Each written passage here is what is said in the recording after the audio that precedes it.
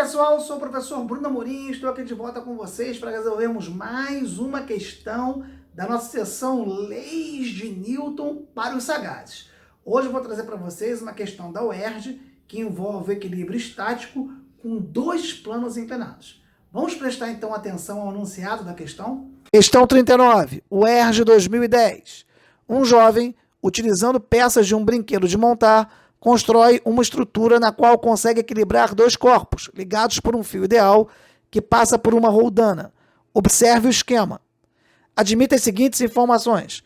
Os corpos 1 e 2 têm massas respectivamente iguais a 0,4 kg e 0,6 kg. A massa do fio e os atritos entre os corpos e as superfícies e entre o fio e a roldana são desprezíveis. Nessa situação, determine o valor do ângulo beta. Como vocês podem ver, essa é a figura que foi apresentada a vocês, dois planos inclinados, uma polia fixa no topo dos dois planos inclinados e dois blocos, bloco 1 e 2, vinculados por essa polia em equilíbrio estático. Eles estão em repouso. Que informações são providas? A massa dos dois blocos, 0,40 kg e 0,6 kg, a informação de que não há atrito entre os blocos e a superfície de apoio, os planos inclinados, e com base nisso é pedido qual o ângulo beta do plano inclinado no qual 2 está em repouso.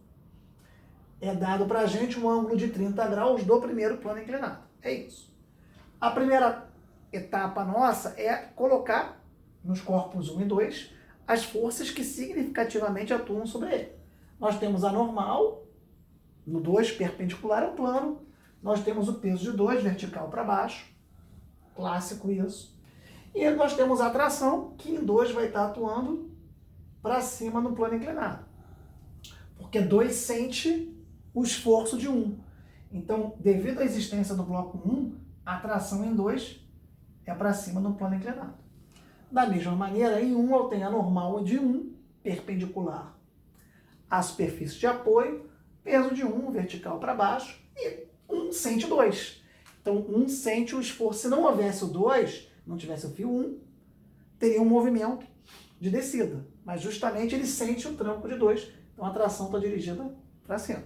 Então, 3 forças que atuam significativamente em 2, 3 forças que atuam significativamente em 1, e elas são análogas, né? Normal, peso e tração. Bom, antes de eu avançar, eu quero discutir com vocês um pouquinho aqui a decomposição da força-peso no plano inclinado. Esse é um resultado que muitos alunos já sabem, no automático, mas eu vou mais uma vez aqui detalhar com vocês. Eu reproduzi aqui o plano inclinado, botei um bloco, tracejei aqui um eixo Y, que é perpendicular à superfície, posicionei a força-peso, que é vertical para baixo, e desenhei com vocês aqui em verde a componente PY do peso e a componente PX. Ou seja, eu consigo decompor a força-peso em duas componentes perpendiculares, no caso, perpendicular Y, que tem a direção da normal, do plano inclinado, e PX, que tem a própria direção do plano inclinado. Bom, como é que eu expresso PX e PY em função do peso? Aí eu trouxe essa figurinha daqui para cá, lembrando a vocês que esse ângulo de inclinação do plano inclinado é o ângulo que o peso faz com a componente Y. Então trouxe para cá a figura e estou explicando para vocês que o seno de alfa é o cateto oposto, PX, sobre a hipotenusa, P. Porque o peso com PX e PY formam um triângulo retângulo, em que PX e PY são os catetos e P é a hipotenusa. E esse ângulo aqui é o ângulo alfa, que é o próprio ângulo do plano inclinado. Então eu tenho que o seno de alfa é PX sobre P, que é igual a seno alfa. Se eu trouxer o P para cima, PX vale P seno alfa, que é o resultado que muitos alunos já têm no automático. Por outro lado, PY, que é o cateto adjacente sobre a hipotenusa, é o cosseno do ângulo, definição de cosseno. Então, PY vale P cosseno alfa. Bom, isso é importante para que vocês não tenham dúvida de como expressar as componentes do peso PX e PY em função do próprio peso e do ângulo de inclinação. Dado isso, eu volto para cá. Eu escrevi aqui, então, o resultado que nós encontramos para o 1 e para o 2. P1x vai ser igual, então, a M1G, seno 30. P1y vai ser igual a M1G, cosseno 30. E a mesma coisa para o 2, só que o ângulo do 2 é beta. Então, P2x é M2G, seno beta. P2y é M2G, cosseno beta. todas as projeções aqui no eixo X, no eixo Y, de P1 e de P2, estão aqui em laranja e em verde. E fiz isso com base no raciocínio desenvolvido aqui. Vamos agora avançar na questão. Nós sabemos que nós temos um equilíbrio estático, o somatório das forças tem que ser zero, a força resultante é zero. E se eu me preocupar com as forças que atuam no eixo X, eu tenho no eixo X por 1 tração e a componente do peso, Px, dirigida para baixo do plano inclinado. E, como tem que ser zero a força resultante tanto no eixo Y quanto no eixo X, eu posso dizer que T é igual a P1x, é o que está aqui. Da mesma maneira, eu tenho a componente 2 do peso, que está para cá, P2x, que tem que ser igual à tração, para eu ter a condição, uma das condições de equilíbrio do bloco 2. Então, T, a tração é a mesma, o mesmo fio, também é igual a P2x. Ora, se T é igual a P1x, T é igual a P2x, eu posso dizer que P1x é igual a P2x. Mas quem é P1x está aqui, é M1G seno 30, em laranja. Quem é P2x? É o que nós botamos aqui, ó, M2G seno beta, em verde. Então, M1G seno 30 é igual a M2G seno beta. Posso cancelar as gravidades, fatores comuns, do lado esquerdo e do lado direito. E se eu isolar o seno de beta, então posso cortar aqui, para a gente não se perder, né?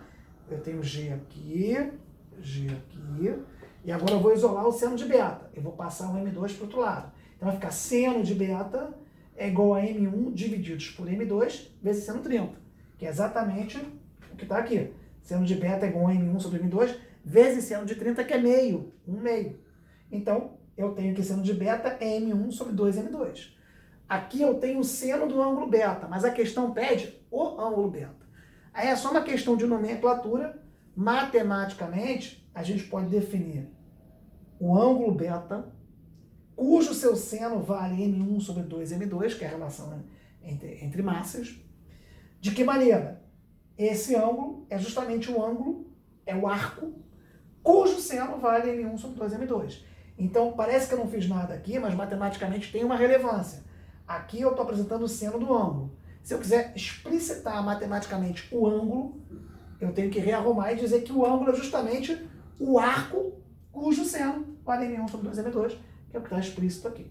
Então tem esse detalhe matemático, eu usar a função arco-seno. Bom, espero que vocês tenham compreendido. Se gostaram, curtam, compartilhem, deem a dica para os colegas de vocês, se inscrevam no canal, ativem o sininho, assistam os vídeos que nós já postamos para vocês ficarem craques em leis de Newton. E prometo a vocês que continuaremos postando mais vídeos de questões desafiadoras de leis de Newton para o ensino médio, fazendo com que você se prepare bem melhor para o Enem e para os vestibulares e consiga alcançar a vaga no curso de graduação que você tanto almeja.